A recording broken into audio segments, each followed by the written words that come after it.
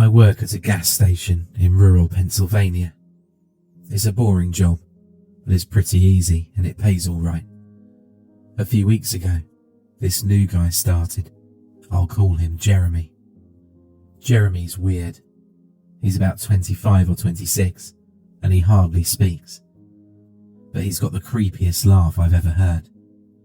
My boss and I have both noticed this, but it's never been a problem, so there's not much we can do about it. Customers have never complained about him, and he's always done his job fairly well. Up until a few weeks ago, anyway. That's when things started going missing. Employee theft can be a problem at any business that sells consumer goods. And there's only one person working at a time at this gas station. It's a pretty small place. About 2 weeks ago, my boss started noticing we were short on motor oil. At first, it was a few containers at a time, then entire shelves and boxes from the back room. Pretty soon, entire shipments would be gone the day after we got them, and it would always be right after Jeremy's shifts. My boss has checked the security camera tapes from every single night he worked, but he could never catch him in the act. Jeremy would lock up at closing, and then the motor oil would be gone the next day. My boss usually takes the tapes home with him to try and catch Jeremy stealing, but his daughter had a softball game last night, so he asked me to watch the tape for him. He offered to pay me overtime, under the table, so obviously I took that offer. There are 3 cameras, so he gave me 3 different tapes to check. I figured it would be a long night, but I'm trying to save up for vacation, so I really needed the money. I took the tapes home, popped them in an old VCR, and sat back. 2 days ago, the last time he worked, Jeremy started at 4 p.m. Everything seemed pretty normal at first. He counted up his drawer, switched off with the girl who was working before him, and waited for a customer. The first person who came in was Mrs. Templeton. The timestamp on the video read 4:03. A regular. She picked up her cigarettes and a newspaper and paid with a 20. Nothing unusual there. The next customer was some local guy called Ron. He drives a motorcycle, usually comes in every few days. He filled up his tank, got a bag of beef jerky, paid with his credit card, and then left. Next was some guy with a cowboy hat. I'd never seen him before, but we got plenty of strangers passing through, just like at any gas station. He got $40 worth of diesel fuel, paid with a $100 bill, and went on his way. I sat back and sighed. The only thing more boring than doing this job is watching someone else do it. My boss's offer was enough to keep me watching though, so I left the tape on. Everything seemed pretty normal. I had a feeling that if Jeremy was stealing motor oil, he knew we were suspicious of him by now. I didn't expect him to be dumb enough to let us catch him on camera. Things stayed boring and routine until about 5 o'clock. At 5:03, Mrs. Templeton came back in. She must have forgotten something. But she didn't. She bought the same pack of cigarettes as before, and the same newspaper. She paid with another 20. That's odd, I thought. But then again, she's a little absent-minded. I thought Jeremy should have told her she already got her smokes, but it's not against the rules to sell somebody the same thing twice. That's when Ron came in again. He bought another tank of gas for his motorcycle again. I later checked the outdoor camera because I thought we maybe had another car he wanted to fill up. And the same pack of beef jerky. He paid with his credit card again. No big deal. I figured this was just a weird coincidence. Mrs. Templeton is forgetful, and Ron probably owns more than one Harley. That's when the guy in the cowboy hat came back in. I felt a chill run down my spine. Don't get diesel. Don't get diesel. I found myself whispering to my empty living room. But he did. He got $40 worth of diesel fuel and paid with another $100 bill. Every move he made was identical to his first visit, right down to the way he scratched his nose before he walked out. Either this guy is rich, owns a lot of trucks and just moved into town, or something really bizarre was happening. I kept watching, Every customer for the next hour was the same as before. Every single one. I was seriously freaked out.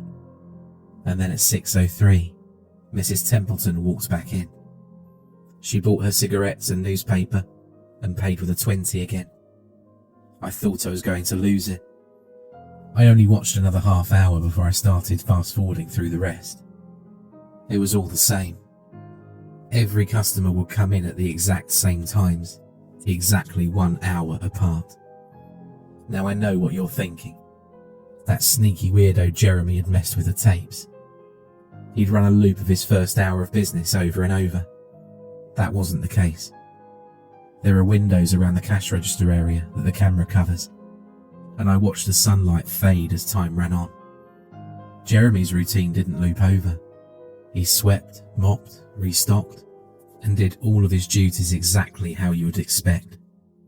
But the same customers kept coming in. I was panicking at this point.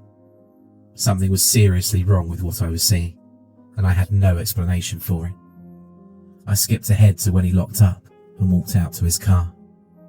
He hadn't stolen anything, but I kept watching, just to make sure. I fast-forwarded one last time, to about midnight. At exactly 12:03, out of nowhere, Jeremy's face pops up on camera. I don't mean he moved his head into view. I mean that 1 second, the store was empty, and the next, his face was all I could see. He wasn't looking at the camera. He was looking at me. I was sure of it. I screamed and fumbled for the remote. By the time I grabbed it, he was gone, just as soon as he had left. One frame he was there, and the next he wasn't. My hands were shaking like crazy, but I popped in another tape. The other indoor camera shows the back area, by the cash register, and I'd be able to see how he got up to put his face in the camera like that. I skipped ahead to 12:03, but there was nothing. I would have been able to see him standing on a chair or something on this tape, but he wasn't there. I didn't see him enter the store at all after he left. It's like he wasn't really there. He doesn't know the security code, and no alarms were triggered that night after he locked up. What I did see, however, was that at 12:03, the motor oil vanished off the shelf. All of it. Same as Jeremy's face. 1 second it was there, and the next it wasn't. I turned that tape off and went to bed, but I didn't get a wink of sleep. My body is exhausted right now, but my mind is racing. That tape was undoubtedly the creepiest, most disturbing thing I've ever seen in my life. I work in a few hours. My boss asked me to bring the tapes back in and let him know what I found. But really, what the hell am I going to say? Jeremy works the night shift tonight, directly after me. And the plan is for my boss to come in just before I leave and confront him with me, as I'm supposed to be the one who caught him stealing. I have no idea what I'm going to do. I suppose I'll have to show my boss the tapes, but I don't want to watch them with him. I never want to see anything like that again. I can't get the image of Jeremy just smiling directly into the camera out of my mind. It was the creepiest look I've ever seen on another human being's face. Anyway, I'm going to try again to get some last-minute sleep before I have to go in and deal with this. I'll let you guys know what happens. Update, 2:49 PM.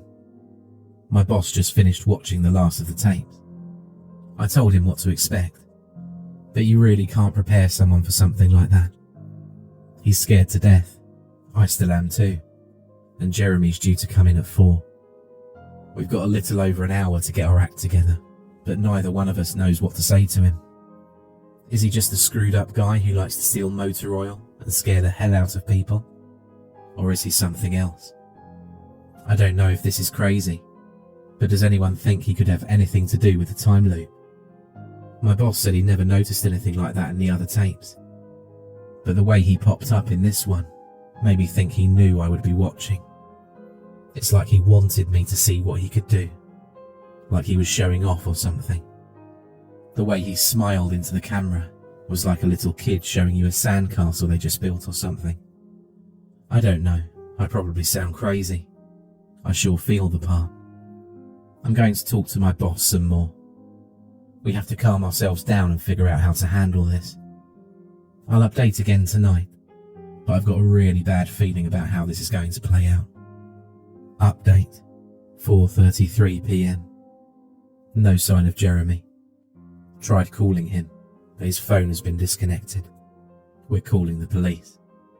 Update, 5:33 PM. No sign of Jeremy. Tried calling him, but his phone has been disconnected. We're calling the police. Update, 6:33 PM. No sign of Jeremy. Tried calling him, but his phone has been disconnected. We're calling the police. Update, 10:58 PM. Oh my god. I just got home and saw my previous updates. Things make less sense now than ever. Here's what I can tell you. I went to work. Jeremy never showed up. My boss and I decided to call the police, as you're well aware. When I picked up the phone to call, though, the sun went out. I kid you not, that's what I thought happened. Apparently I blacked out for exactly 3 hours, because when I looked at the clock, it was 7:33. I think I got stuck in Jeremy's time loop, and then I snapped out of it at the exact point I blacked out, if that makes sense. But that's when things got really weird. My boss was right next to me when I blacked out, ready to corroborate my story to the cops. When I came to, the phone was in my hand, but it was dead. Not even a dial tone. My boss was still right there, but he wasn't moving. He was standing up, but frozen. I looked at the clock again, and it wasn't moving. The second hand was stuck on the 12. It was 7:33 exactly. The clock on the register wasn't moving either. My phone was frozen. There was even a customer at the register, waiting for my boss to get him cigarettes. I'm betting that would have been his 5th pack of the day. I got the hell out of there. Didn't lock up, didn't turn the lights out. And sorry guys, I didn't grab the security tapes to upload on the internet. Believe me, that was the last thing on my mind. The gas station is on a major highway, and cars were parked all along it, except they weren't parked. They were frozen. The people inside were sitting still as wax statues. I got in my car and prayed it would start. Thankfully it did. About halfway home, time started up again. The static from the radio turned into music, like it's supposed to be. And from what I could tell by listening to the host talk in between songs, no one noticed the time freeze, or whatever it was. I was the only one. Well, I'm sure Jeremy noticed as well. I still have no clue where he is or what he's doing. I'm hiding in my room and calling the police again in the morning. I don't know if I ever got through to them before, or if I did, whether they took me seriously. I'm scared for my life at this point. I'll update tomorrow, if I can. Final update, 10:33 AM. I finally fell asleep last night around 4. I have no idea how I did that. I guess exhaustion finally got the best of me. This morning, I woke up to my phone ringing. It was my boss. He'd been calling me since about 6. He woke up when time turned back on last night and immediately called the cops. They came by to see what was wrong, and he told them everything. The police around here are all small-time guys. They were more concerned with the missing motor oil than anything, but my boss figured he would take it as long as he had their attention. They decided to go looking for Jeremy. We keep all our employees' applications on file, and since Jeremy just started working here, his was easy to find. They checked the address on it and headed over to his house. You're not going to believe what they found. The address Jeremy listed on his application was an empty lot, or at least now it is. There used to be a house there, but it burned down in 1993. Being a small town, almost everyone remembers that fire. A family of 4 used to live there way back when. Rumour has it that they had an estranged son, who they never really talked about, but I can't say for sure if that's true. What I can say is true is that after an insurance investigation, the fire was ruled an arson. The entire house was soaked in oil and torched with a Molotov cocktail. The entire family was sleeping when it happened. None of them survived. They never caught the guy who did it. Rumour has it that when they tried to contact the estranged son, no one could find him. Anyway, my boss called and told me this, and I freaked out. Then he asked me to come to the gas station. "What are you, crazy?" I said, but he assured me that the cops were there with him. Then he dropped a bomb. The FBI were also in town, and they were going to talk to me one way or another, so I might as well come in. It was about 7:15, and I wanted to go back to bed, but I figured I wouldn't be able to sleep much more anyway, so I went down. 4 men in suits greeted me and told me to have a seat. We went over everything 2 or 3 times until I got all the details down. I told them about Jeremy, the security tape, last night at work, everything. Finally, after I finished, one of the agents said, "Oh Christ, we've got another one on our hands."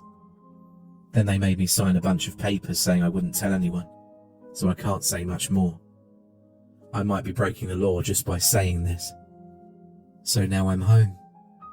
I'm not sure what to do with myself. That agent's words when I told him the story are going to haunt me for the rest of my life. Anyway, I have to go. I have some errands to run today, and then I have to go into work to pick up some tapes. My boss and I think this new guy, Jeremy, he's a complete creep. He's stealing motor oil, and I have to watch the security footage to see if I can catch him doing it.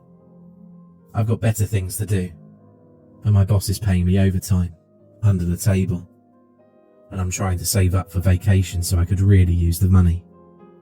It should be pretty simple. The oil always goes missing right after his shifts. I figure I'll just watch the tapes, catch him in the act, and that will be that.